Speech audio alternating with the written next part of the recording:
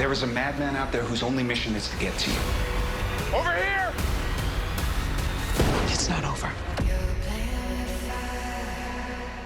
Two little girls have been kidnapped. They want $200K, or these children are dead. Where are the kids? Where? Bring these girls home safe. Chicago PD, new Wednesday on NBC and Peacock.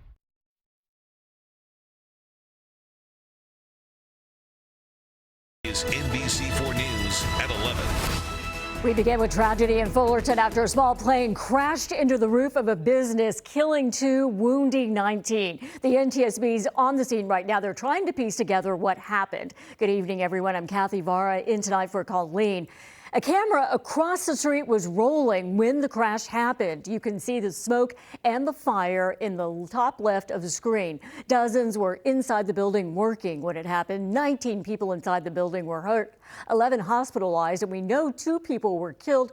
They were both on that plane. NBC4's Macy Jenkins will be live in Fullerton in just a moment. But first, we are learning more about the man who rammed a rented truck into people celebrating the New Year in New Orleans. His brother, in fact, spoke to our NBC affiliate in Houston, where the attacker is from. The brother, who did not show his face, says the shock of what his brother did is still with him.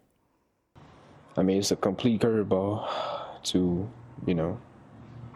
how I know him, and how I remember him. So it's all hard to process, Videos from Bourbon Street show how officials say 42-year-old Shamsuddin Jabbar drove a rented white truck into people enjoying New Year's festivities. The FBI explains he rented the white truck in Texas on December 30th and then drove to New Orleans on the 31st. The FBI says Jabbar posted 5 videos on his Facebook page. An ISIS flag was found on the truck. The FBI now saying Jabbar joined ISIS in the summer.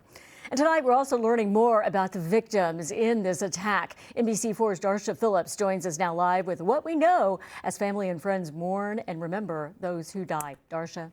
Yeah, Kathy, 14 people went out to celebrate the new year in New Orleans and never made it home. Their families and loved ones forever changed by these lives that were cut short. Reggie Hunter's family says going to the French Quarter on New Year's Eve was a last-minute decision for the 37-year-old father of 2. He was just home and got a call from a cousin and said, what are you doing? Do you want to ride with me to the city? A little reluctant, but he opted to say, yeah, let's go. I'll ride with you. Let's go have a good time. Reggie was struck by the speeding pickup truck and died at the hospital. His text message came in at 12:07.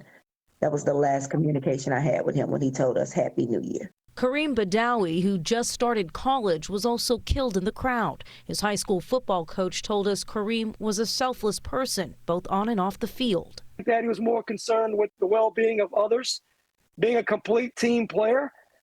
He's a type of kid where you tell him to do something, you could turn your back and trust and know that the job was getting done. So many, like Kareem, were young with bright futures ahead. Like 18-year-old Nakira Dado, 28-year-old Tiger Besh, a former Princeton football player, 26-year-old Drew Dauphin, and Matthew Tenedorio, who was on the New Orleans Saints video production team. His parents speaking with NBC News Now. He's 25 years old, just starting life, had the job of his dreams. Also among those killed, Nicole Perez, who leaves behind a 5-year-old son. Her baby. I need to tell him. I don't know how I can explain him. So many now trying to grapple with losing loved ones in such a horrific and senseless way. Why do they have to lose their life in such a tragic incident? Now, a lot of the families say the last communication that they had with their loved ones were text messages wishing them a Happy New Year at midnight. Kathy. Darsha, thank you. In Las Vegas, investigators have identified the man who rented a Tesla Cybertruck that exploded at the Trump Hotel. Police say 37-year-old Matthew Allen Livelsberger rented the truck in Colorado and then drove it to the Trump Hotel New Year's Day. Investigators say Livelsberger was an active duty member of the U.S. military.